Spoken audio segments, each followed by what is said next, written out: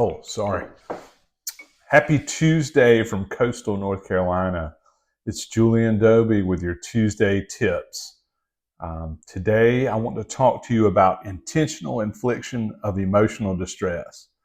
I get a lot of people over the last 26 years that ask questions, can I sue somebody for causing emotional distress to me?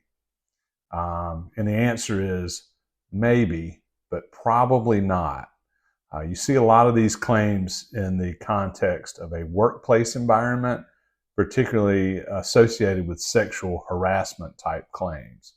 If they don't have a federal right of action or a state cause of action under, I believe it's Title VII or Title IX of the Civil Rights Act, or against employers, what you'll see is a claim for intentional infliction of emotional distress. North Carolina also recognizes a negligent infliction of emotional distress, but we're going to talk about intentional infliction of emotional distress today. To establish a claim for that, there are roughly 4 elements that a plaintiff would have to prove.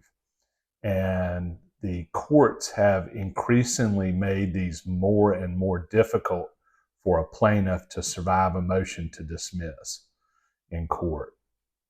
The first thing you have to prove is extreme and outrageous conduct on the part of a defendant. What is that, you ask? Well, it has to transcend all bounds of human decency, which, as you might imagine, is a high standard. Just cursing out an employee, calling them bad names, even just threats is not enough against an employee to create extreme and outrageous conduct under the law.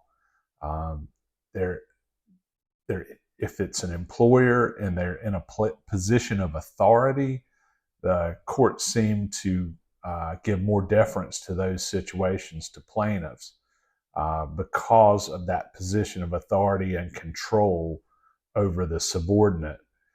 If that person has that position of authority and they use it to cause extreme emotional distress, then you could make out that first element.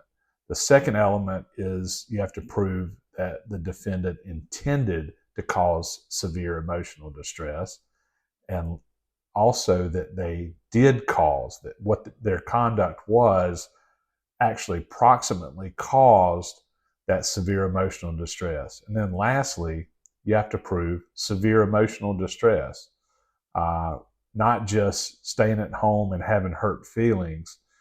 You have to seek either medical attention or psychiatric treatment as a result of that extreme and outrageous conduct. So as you might imagine, very difficult to meet this high burden of proof for the plaintiff in one of these cases.